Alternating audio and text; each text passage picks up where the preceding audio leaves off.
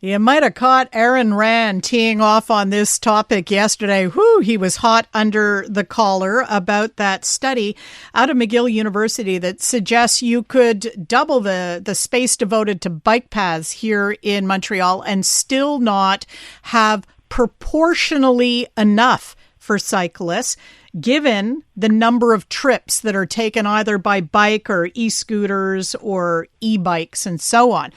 Well, there's been some quibbling about how that study was done and whether it is actually an accurate assessment of the sharing of the road. Here to help us come at the question from this other point of view is Marc Perez. He is with the Coalition for Democracy Montreal. Marc Perez, welcome to CJD. Thank you. Thank you for having me this morning. First of all, the Coalition for Democracy Montreal, you're suing, aren't you? You're going after the city for not doing enough consultation on bike path questions? That's correct. Our organization, Coalition for Democracy Montreal, is still in the fundraising phase to file the lawsuit. Our lawsuit is ready to be filed. We have the plaintiffs ready and everything. The only thing that we need is the remaining balance of $27,000 to file the lawsuit. So I'm sensing you came at this study with a healthy degree of skepticism from the get-go. What is your main issue with the way this study was conducted and how accurately it represents our situation here in Montreal? Well, the first thing that jumped out is that in 2021 there was a study done by Polytechnique Montreal. Where they did a very similar study, and they studied the space of the road and mobility and the sidewalks and everything. And it was actually there was a chair of the Mobilité, la Ville de Montréal, to get statistics on the usage of it, and their definition of the road is from the doorstep of a house to the doorstep of the house onto the other side. So based on that study, they came out with the proper utilization, saying that cars occupied about 78% of the road, whereas this current study from McGill shows that cars occupy 98% of the road. So with all the infrastructure that was built in the last 8 years, how did we go from cars having 78% to 98%? So after reading deep down into the research and the methodology, there's a lot of things that could be discussed, and we can show based on their methods that they're using different methods to try to convey a message that sells that we need more bike paths when it's not accurate. In your opinion, does Montreal need more bike paths? I think that Montreal needs to rethink the whole infrastructure. I think, based on the way that I was talking with people and our organization hearing the different complaints or the thousands of complaints that we've heard from merchants and citizens, there are solutions that have been properly applied in certain areas that we would like to see in other areas. And for some odd reason, the mayor does not want to listen or to implement them. They have, and Valerie Plante has been very clear from the beginning that she wants to reduce the amount of cars in Montreal by 55%. The Premier Fitzgibbon, Fitzgibbon at the time said that we need to reduce the amount of cars by 75%. The mayor of Côte-des-Neiges said that we need to reduce the amount of cars by 75%. So their objective is not to find an equitable solution. It's really to reduce the number of cars in Montreal, and they're not being honest with people when they say, we need more bike paths and we need to remove the cars. No, it's not true and it's not accurate. So spinning the stats 6 ways from Sunday, is there anything that, aside from voting, in the municipal election and maybe affecting a regime change there. Is there anything that ordinary people can do to ask for a fairer assessment or demand to make sure that these numbers are not being, weighted just to support a particular argument? Yes, actually, there is. The first thing is really to support our lawsuits, because what's going to happen is that we're going to set a precedent based on the legal opinion of Michael Bergman from Bergman and Associates.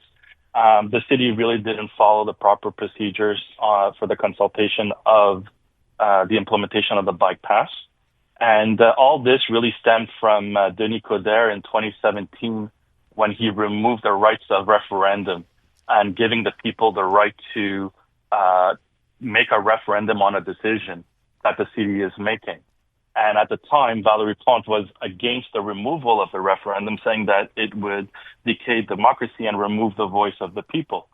Now that she won the elections, the tables have turned, and she doesn't want to call referendums on these issues because she just wants to push an ideology that is clearly hurting businesses, churches, citizens. Like, I don't hear the end of it. I keep getting emails about how people are suffering because of it.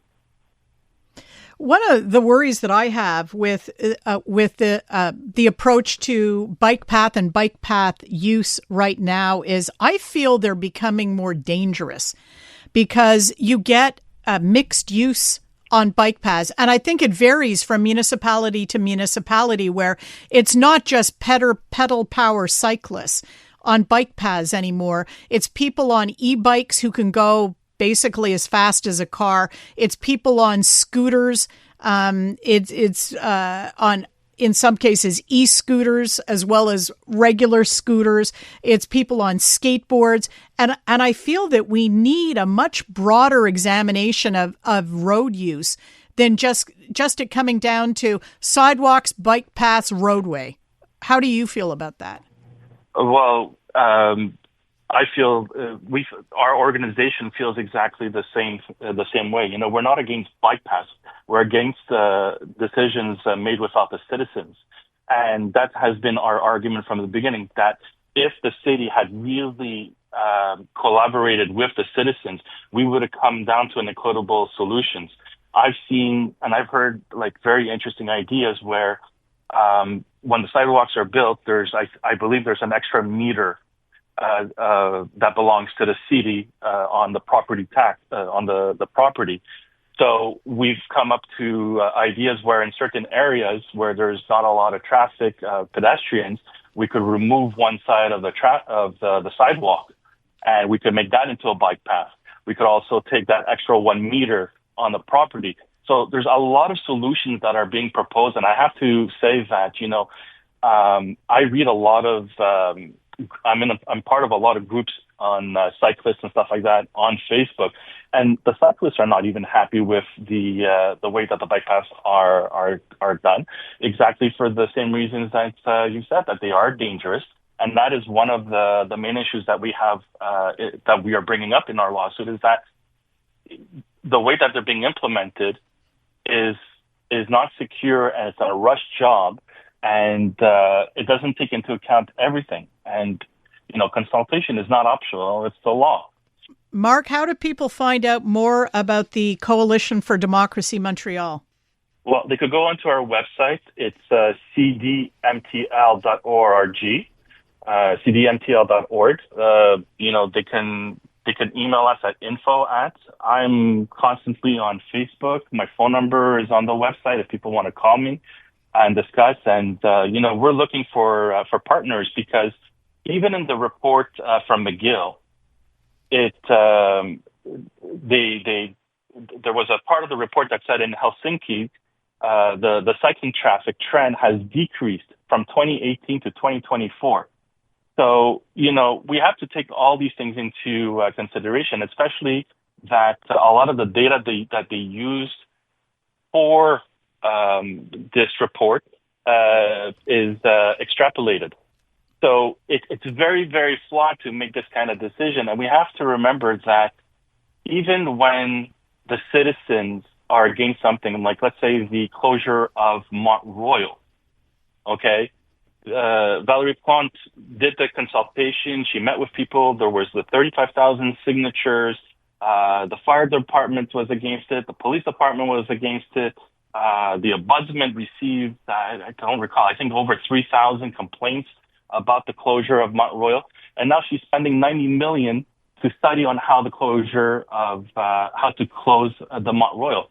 And it goes against the will of the people. So even if the future, like the next administration comes in, we need a tool that can give a voice back to the citizens to make sure that we hold the administrations accountable for their action. And it's only through this, I believe, in my opinion, of course, that this legal action will set a precedent and it will give us the tools that we need to make sure that any future administration remains accountable to the citizens. Marc Perez, I have to leave it there. We are ironically up against traffic, so we have to go to traffic. Marc Perez of the Coalition for Democracy Montreal, thanks very much.